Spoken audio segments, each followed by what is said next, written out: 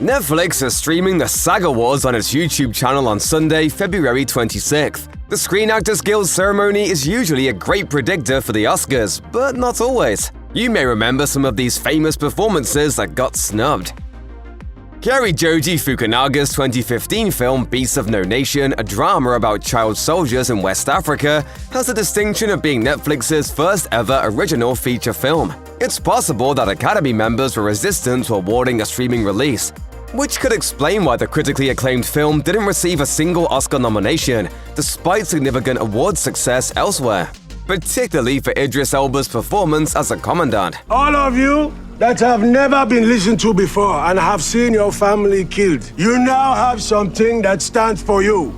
Of course, another factor could also explain the snub. CNN blamed it on the Academy's racism.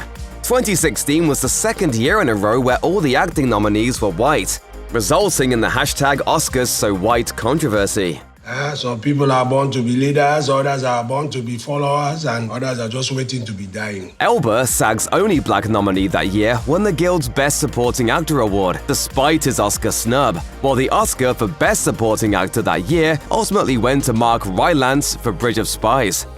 The second SAG winner in history to not be nominated at the Oscars was Emily Blunt for her performance as Evelyn Abbott in the 2018 horror blockbuster A Quiet Place. The Academy doesn't always recognize great acting in horror movies, but A Quiet Place was such a hit that it seemed like Blunt had a genuine shot at a nomination. No, she was with me. She was with me, and then I had to go and do laundry, and he was with you. How did he? Category confusion may have been another obstacle for Blunt. She and co-star/director John Krasinski were originally pitched in the lead acting categories, but switched to the supporting columns midway through campaign season. Blunt won the 2018 SAG Award for Best Supporting Actress, which speaks to SAG's own snubs that year. Regina King, heartbreaking as Sharon Rivers in If Beale Street Could Talk, was a highly deserving Oscar winner for Best Supporting Actress, but wasn't nominated by the Guild. There are debates to be had over who most deserved the Best Actor Oscar in 2021. Both posthumous SAG winner Chadwick Boseman as musician Levy Green in Ma Rainey's Black Bottom and Oscar winner Anthony Hopkins as dementia patient Anthony in The Father delivered incredible performances. However, the way the Oscars telecast handled Hopkins' victory places this among the most egregious snubs in recent Oscar history. All right, Cutler. Let me see you fix that. Straighten that out. Boseman was seen as such a sure bet to win that Oscar attendees were given NFTs of his face. Whereas Best Picture is traditionally the final award of the night, this time Best Actor was saved for last, presumably to send viewers off on the emotional high of the late Black Panther star's family accepting the award. I got talent. Oh. If my daddy had known I was gonna turn out like this, he would have named me Gabriel. When Boseman didn't win, foiling the send-off the show had seemingly planned, there was serious backlash. To make matters even more awkward, Hopkins wasn't there, given that it was 4 a.m. in his native Wales, and the Academy wouldn't let him accept the award via Zoom, despite the ongoing COVID-19 pandemic. The Screen Actors Guild members are much bigger fans of Viola Davis than the Academy is. Both groups awarded her the Best Supporting Actress awards for playing Rosalie Maxon in Denzel Washington's 2016 adaptation of the August Wilson play Fences. However, Davis has yet to win a Best Actress Oscar, despite having SAG Awards for playing Aibileen Clark in 2011's The Help and the title role in 2020's Ma Rainey's Black Bottom. You is kind, you is smart, you is important. Davis's performance in The Help lost to Meryl Streep, who won her third Oscar for playing Margaret Thatcher in the otherwise mediocre The Iron Lady. Davis in Ma Rainey's Black Bottom lost to another three-time Oscar winner, Frances McDormand, for her performance in Nomadland. I don't care what nobody else do. Ma was the first, don't you forget it. It's worth noting that the Screen Actors Guild is one of many awards bodies to nominate Davis for playing General Narniska in Gina Prince Bythewood's 2021 historical epic The Woman King. But The Woman King failed to garner a single Oscar nomination. So why did Meryl Streep win for The Iron Lady? Well, the film had the backing of Harvey Weinstein, who was at the height of his ability to bulldoze his way into most major Oscar races. A more charitable read of the situation, however, is that Oscar voters felt Streep was robbed 3 years earlier for her performance in Doubt, John Patrick Shanley's adaptation of his Tony-winning play. Sister Aloysius is among the richest roles Streep has played, and would have made a more deserving third Oscar win for the legendary actress. I can fight you. You will lose. The performance that beat Streep's for the Best Actress Oscar that year was also a SAG Award-winning one, just in a different category. Kate Winslet's work as the Nazi concentration camp guard Hannah Schmitz in The Reader earned the Best Supporting Actress nod from SAG, but was considered a lead role by the Academy, and ultimately won that category. In retrospect, it doesn't look great that a movie that tried to sell an extremely questionable relationship between a teenage boy and a grown woman as a very genuine love story beat out a movie about standing up to child abusers. If Streep's 2012 Oscar victory over Davis was due to people feeling she was owed for doubts, then Winslet's 2008 campaign beat out Streep in large part due to the sense that she was owed for her whole career up to that point. The Reader was Winslet's 6th Oscar nomination, and many felt she should have won one for one of her earlier nominated roles, such as Clementine Krasinski in Eternal Sunshine of the Spotless Mind, Rose DeWitt-Bukater in Titanic, or Marianne Dashwood in Sense and Sensibility. Love is not love, which alters when it alteration finds. Winslet's acclaimed performance as a hyper-emotional middle child in Ang Lee's 1995 Jane Austen adaptation was only her second feature film role, following her debut in Peter Jackson's true crime drama Heavenly Creatures the previous year. Winslet's Best Supporting Actress victory at the age of 20 made her the youngest SAG Award winner in history. At the Oscars, however, Winslet ended up losing to Mira Sorvino in the middle-of-the-road Woody Allen flick Mighty Aphrodite. Ties can happen at the Oscars, but they're exceedingly rare. It's only happened 6 times in Academy Awards history. One wonders how close the Academy was to another tie at the 1998 ceremony, the year the SAG Awards had its first tie in the Best Supporting Actress race. The dual SAG honors went to Kim Basinger as Lynn Bracken in LA Confidential and Gloria Stuart as Rose Dawson Calvert in Titanic. Basinger ultimately took the Oscar.